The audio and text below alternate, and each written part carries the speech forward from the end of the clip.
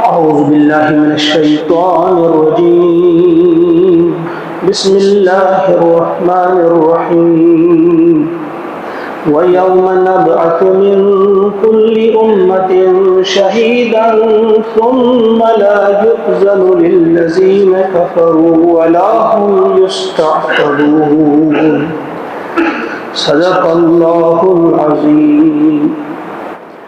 سورۃ النحل، اس کی آیت نمبر 84 جو آپ کے سامنے پڑھی گئی، انشاءاللہ آج ہم 6 آیات کا مطالعہ کریں گے۔ اللہ کا ارشاد ہوتا ہے وَيَوْمَ نَبْعَثُ، اور جس دن نبعث ہم اٹھائیں گے، من کل امت، ہر امت میں سے، شہیدن ایک گواہ، ثم پھر لا یؤذن اجازت نہیں دی جائے گی، للذین کفروا ان لوگوں کو جنہوں نے کفر کیا، یعنی انہیں اس وقت معذرت پیش کرنے کی اجازت نہیں دی جائے گی، ولا هم یستعتبون اور نہ ان کی توبہ قبول کی جائے گی۔ یعنی اس دن کا تصور کرو ذرا، اس دن کو یاد رکھو، وہ دن یاد رکھنے اور یاد دلانے کے قابل ہے۔ ایک دوسرے کو اس دن کی یاد دلایا کرو جس کے بارے میں کہا گیا ہے اسی قرآن پاک میں 50,000 سنہ، 50,000 سال کا وہ دن ہوگا۔ اس دن جب سب کھڑے ہو جائیں گے اللہ کی عدالت میں، کھڑے رہیں گے، کب تک کھڑے رہیں گے، پھر کب شفاعت کریں گے نبی اکرم صلی اللہ علیہ وسلم، اور پھر حساب کتاب شروع ہوگا۔ یہ سب جانتے ہیں آپ، اس وقت اس طرف نہیں جانا ہے۔ ہاں، اس دن کو ذرا یاد کیا کرو، یاد رکھا کرو، اور اس دن حال یہ ہوگا کہ ہر امت میں سے ایک گواہ کھڑا کیا جائے گا۔ جو بھی امت دعوت، امت اجابت نہیں، امت دعوت اسے کہتے ہیں جس کی طرف رسول بھیجا گیا ہو۔ جو مان گئے وہ امت اجابت ہے، جیسے ہم اس وقت ہم امت اجابت ہیں، حضور کی وہ امت جو ماننے والے ہیں۔ اب جو نہ ماننے والے ہیں انہیں امت دعوت کہا جائے گا، انہیں کھڑا کیا جائے گا، ایک گواہ کھڑا کیا جائے گا۔ کیا ان تک بات پہنچائی گئی تھی؟ اسی اعتبار سے ہم نے سوچنا ہے کہ اب یہ کام پیارے نبی صلی اللہ علیہ وسلم نے ہمارے کاموں پہ ڈال دیا۔ قیامت تک آنے والے جو پیارے نبی کی امت سے تعلق رکھنے والے، امت اجابت سے تعلق رکھنے والے لوگ ہیں، ان کو کھڑا کیا جائے گا اور ان لوگوں سے پوچھا جائے گا جو امت دعوت سے تعلق رکھنے والے ہوں گے، کیا ان لوگوں نے آپ تک یہ دعوت پہنچائی، یہ پیغام پہنچایا تھا؟ تو یہ خیال کیا کرنا چاہیے کہ ہماری کتنی بڑی ذمہ داری ہے، اور ہم کس قدر غافل اور ہم کس قدر اس کام سے بالکل لاپرواہ ہیں۔ اللہ ہماری حفاظت فرمائے اور ہمیں توفیق عطا فرمائے کہ ہم اس کام کو کرنے کی کوشش کریں۔ تو اس دن پھر جو اہل کفر ہوں گے تو ان کی کوئی معذرت قبول نہیں کی جائے گی اور نہ ان کی توبہ قبول کی جائے گی۔ آپ نے یہ پہلے بھی پڑھ چکے ہیں کہ موت کے فرشتے کو جو ہی انسان نے دیکھا، بس توبہ کا دروازہ بند ہوگا، اس کے بعد کوئی توبہ قبول نہیں ہوگی، چاہے ابھی آپ دنیا میں ہوں یا دنیا سے چلے گئے ہوں، برزخ میں ہوں یا پھر میدان حشر میں ہوں، وہاں کوئی توبہ قبول نہیں کی جائے گی۔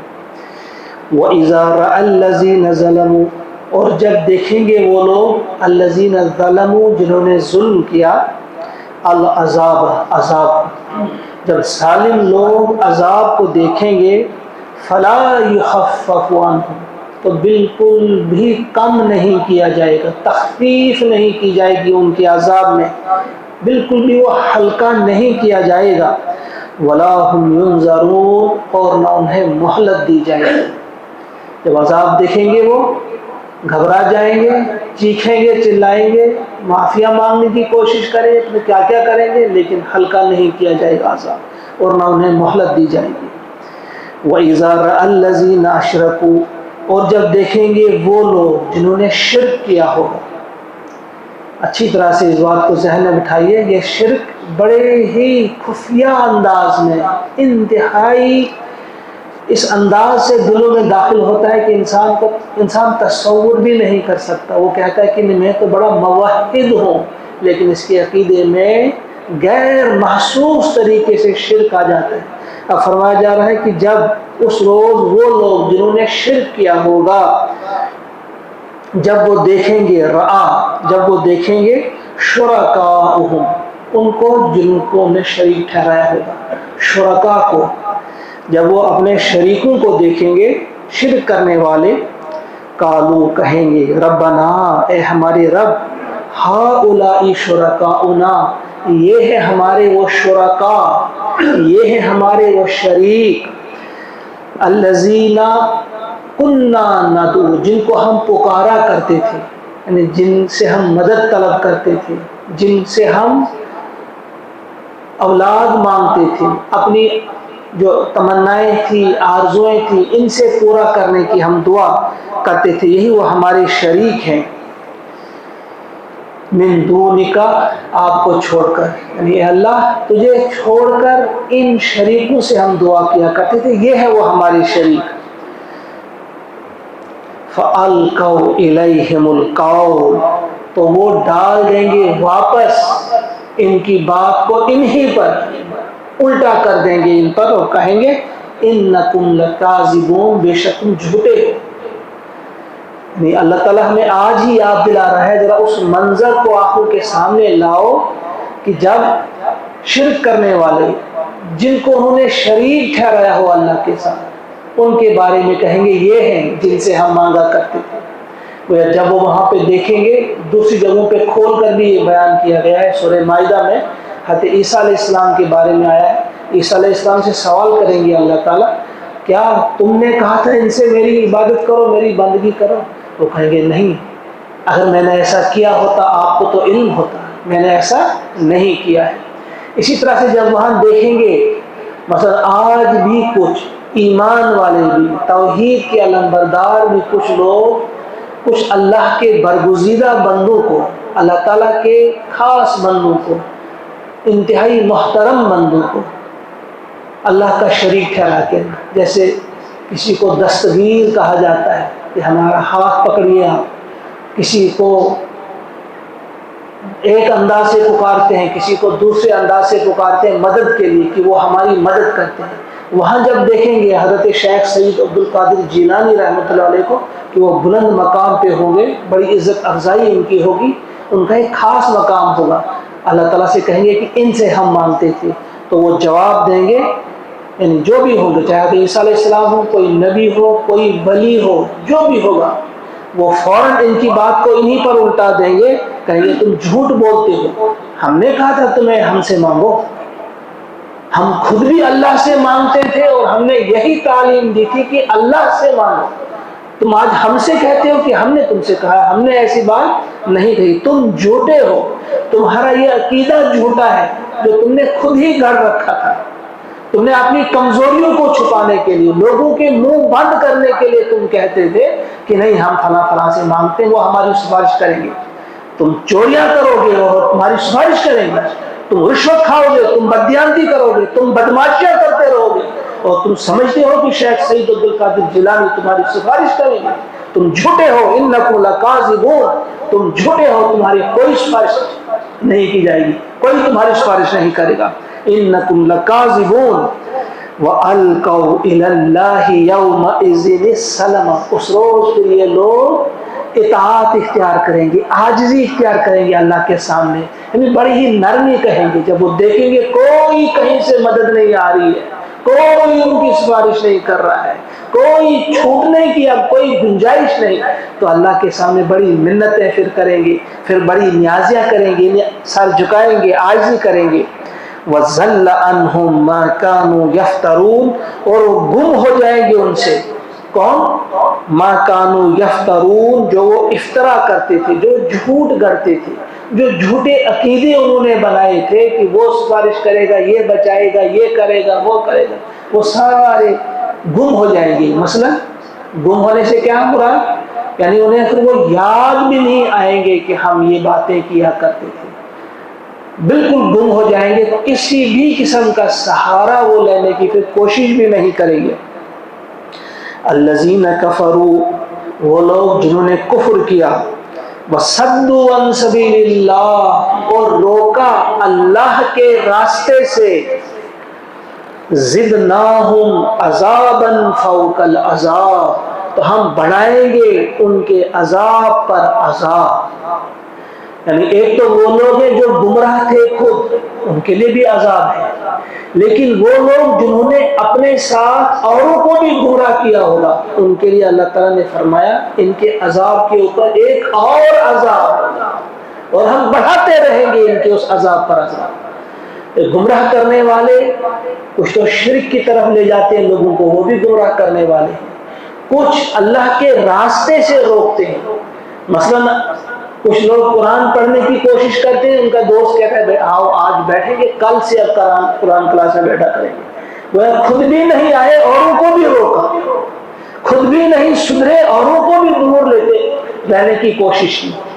خود وہ اللہ کی طرف آنے سے تو رہ گئے، لیکن اوروں کو بھی، اوروں کا راستہ بھی انہوں نے روکا۔ تو اللہ تعالیٰ فرماتے ہیں یہ جو اوروں کو روکنے والے ہیں ان کے لیے ایک ہی عذاب نہیں ہوگا، ان کے لیے عذاب پر عذاب ہوگا، ایک اپنی غلطی کا، دوسرا دوسرے کو گمراہ کرنے کا۔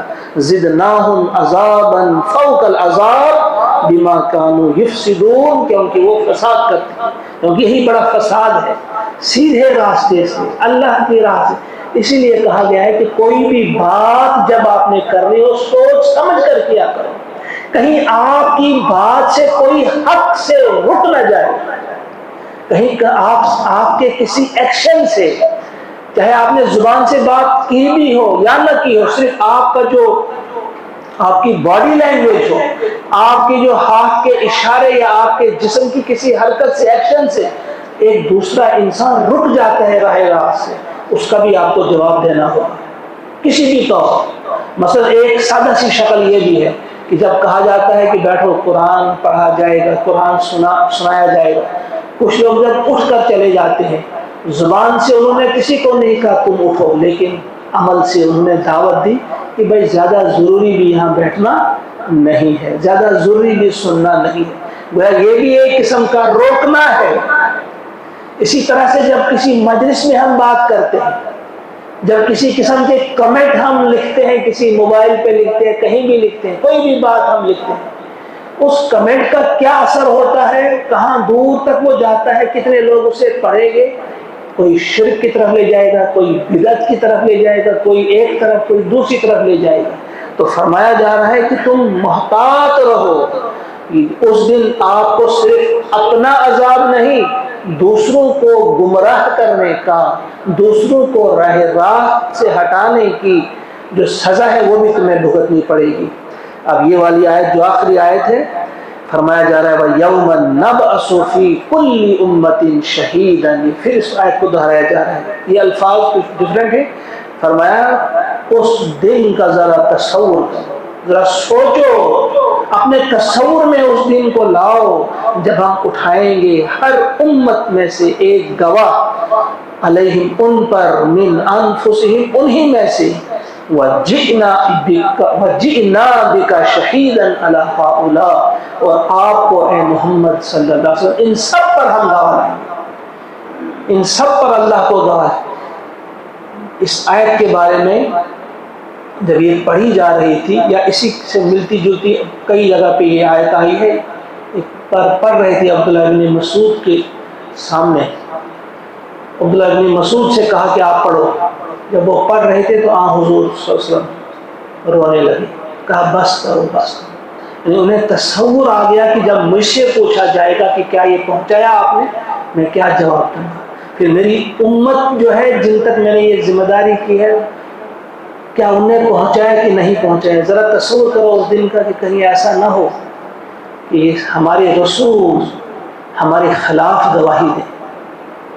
یہ خود فرمایا اللہ تعالیٰ نے کہ قرآن پاک میں اس بات کا تذکرہ ہے، آپ نے پڑھا ہوگا کہ اس روز اللہ کی عدالت میں رسول کہیں گے وقال الرسول یا رب ان قوم اتخذوا هذا القرآن مہجورا، رسول اس روز پکار اٹھیں گے کہ اے اللہ یہ میری امت کے وہ لوگ ہیں جنہوں نے اس قرآن کو پیٹھ کے پیچھے چھوڑا، اس کو ترک کیا تھا، اسے ہجرت کی تھی، اسے چھوڑ رکھا تھا، اس کی ضرورت ہی انہوں نے محسوس نہیں کی تھی، اس کی اہمیت ہی انہوں نے نہیں جانی تھی۔ اس روز یہ کہیں گے، اللہ تعالیٰ بچائے کہ ہمارے خلاف گواہ نہ بنے محمد عربی صلی اللہ علیہ وسلم، بلکہ ہمارے حق میں گواہ بنے۔ وَنَزَّلْنَا عَلَيْكَ الْكِتَابَ، اور فرمایا اللہ تعالیٰ نے کہ ہم نے اتاری، ہم نے نازل کی آپ پر یہ کتاب، تِبْيَانًا لِكُلِّ شَيْءٍ، یہ مفصل بیان کرتی ہے ہر چیز کو، یعنی ہر چیز کو کھول کر بیان کرتی ہے کتاب۔ وَهُدًى، یہ ہدایت ہے، وَرَحْمَةً، یہ رحمت ہے، وَبُشْرَى لِلْمُسْلِمِينَ، اور خوشخبری ہے مسلمانوں کے لیے۔ سورہ یونس آیت نمبر 57 میں اللہ تعالیٰ نے فرمایا، یا ایھا الناس قد جاءتکم موعظۃ من ربکم وشفاء لما فی الصدور وہدی ورحمۃ للمؤمنین۔ وہاں اس آیت کو اس انداز سے کہا کہ اے دنیا کے انسانوں، تمہاری طرف یہ موعظت آ گئی ہے۔ موعظہ کسے کہتے ہیں؟ پہلے موعظہ ہے یہ، اس کے بعد ہے پھر شفا، پھر ہے خدا، پھر ہے رحمہ۔ وہ بڑی حکمت کے ساتھ وہ باتیں کہی گئی، ایک ایک الفاظ، ایک ایک لفظ جو اللہ تعالیٰ بیان کرتا ہے جہاں اس کی جگہ ہوتی ہے وہیں پہ۔ قرآن کا کام کیا ہے؟ پہلا کام اس کا موعظہ۔ موعظہ کہتے ہیں بہترین نصیحت کو جس سے دل میں گداز پیدا ہو، دل کو نرم کرنے والی۔ پہلا کام قرآن کا یہ ہے۔ ہمارے دل سخت ہو جاتے ہیں، سما قصد کو لوگ پڑھتے ہیں نا، دل سخت ہو جاتے ہیں۔ پہلا کام ہوتا ہے دلوں کو نرم کرنا۔ جیسے آپ نے جب بیج بونا ہوتا ہے تو آپ پہلے زمین کو نرم کرتے ہیں، آپ بارش کا انتظار کرتے ہیں یا سینچائی کرتے ہیں، کھیت میں پانی لگاتے ہیں، جب وہ نرم ہو جاتی ہے پھر ہل چلاتے ہیں، پھر آپ بیج بوتے ہیں۔ تو پہلا کام قرآن کا دل کو نرم کرنا ہے، دنیا کے دھندوں سے تھوڑا ہٹا کر آخرت کی یاد تازہ کر کے آخرت کی طرف دھیان مبذول کرنا، پہلا کام یہ ہوتا ہے، اور ہمارے دل کو نرم کرنا۔ اس کے بعد دوسرا کام اس کا بتایا اللہ نے، شفا۔ جو دل میں بیماریاں ہوتی ہیں پہلے ان کا علاج کرنا ہے، خدا بعد میں، تیسرا نمبر ہدایت کا۔ دل میں کیا بیماری ہوتی ہے؟ کفر کی بیماری، شرک کی بیماری، حسد، بغض، عداوت، نفرت، حب دنیا، دنیا کی محبت، مال کی محبت، شہرت کی محبت، کی میرا نام نکلے۔ اللہ تعالیٰ نے جو فرمایا ہے، سب سے پہلے جن 3 لوگوں کو جہنم میں گرایا جائے گا، جہنم میں پھینک دیا جائے گا، ان میں کون لوگ ہیں؟ عالم ہوگا، شہید ہوگا، اور بہت زیادہ خرچ کرنے والا اللہ کی راہ میں ہوگا، کیونکہ یہ کام انہوں نے کیے ہوں گے، مگر کیے ہوں گے اس لیے کہ لوگ انہیں ان کی تعریفیں کریں، بڑا زبردست عالم ہے، بڑا زبردست جری ہے، جری تھا یہ، اور بڑا زبردست دانی ہے یہ، بہت زیادہ سخی ہے یہ۔ اللہ تعالیٰ فرمائیں گے تمہاری تعریف ہو چکی، یہاں تمہارے لیے کچھ نہیں، اسی لیے تم نے کیا تھا، وہ ملا تمہیں جو ملنا تھا۔ پھر حکم ہوگا کہ منہ کے بھل ان کو جہنم میں گرا دو۔ وہ ان سب بیماریوں کا پہلے یہ علاج کرتی ہے، پہلے دل کو نرم کرنا ہے۔ دیکھو قرآن آپ پڑھتے ہو، آپ کو قرآن پڑھنا ہے اس لیے کہ دل نرم ہو جائے۔ کیا دل ہو گئے نرم؟ اگر دل نرم ہو گئے، آپ بیماریوں کا علاج کرو، ان چیزوں کو کھج کر نکالو باہر، اور ان کا علاج اس قرآن سے کرو۔ پھر تیسری چیز یہ خدا ہے، پھر یہ ہدایت ہے، پھر آپ کو راستے پر چلائے گی، صرف راستہ دکھائے گی نہیں بلکہ وہ قوت بھی فراہم کرے گی کہ آپ اس راستے پہ چل بھی پائیں گے، آپ چلیں گے۔ اور پھر کیا ہے یہ ہدایت کے بعد؟ رحمت، پھر یہ رحمت ہے، پھر دنیا میں بھی یہ آپ کے لیے رحمت ہوگی، آخرت میں بھی آپ کے لیے رحمت ہوگی، اور بشرا ہوگی، خوشخبری ہوگی للمسلمین، ان کے لیے فرما برداروں کے لیے۔ یہ رحمت کیا ہے؟ وہ حدیث پاک میں آپ نے سنا ہوگا کہ قیامت وہی جو روز محشر ہوگا، تپش ہوگی، تپش ہوگی، جلن ہوگی زبردست، لیکن سورہ بقرہ اور سورہ آل عمران یہ بدلی کی صورت میں نمودار ہوں گی اور سایہ کریں گی اپنے ان پڑھنے والوں کا، قرآن سمجھنے والوں، جنہیں ان صورتوں سے محبت ہوگی، ان صورتوں کی تلاوت کی ہوگی، ان کے لیے بدری بن کر آئیں گی۔ تو یہ رحمت کا سایہ وہاں بنے گی، دنیا میں بھی یہ رحمت ہوگی، اور پھر یہ بشرا ہے، خوشخبری ہے۔ کتنی بڑی چیز ہے یہ خوشخبری۔ وہاں اس عظیم دن کا ذرا تصور کرو جو مالک یوم الدین، اللہ تعالیٰ نے کہا کہ میں وہ ہوں جو یوم الدین کا مالک ہے، گویا وہ کوئی بہت عظیم دن ہے، اس لیے کہا کہ میں مالک ہوں اس دن کا۔ بہرحال یہ آیات ہمیں بتاتی ہیں، جھنجھوڑتی ہیں ہمیں۔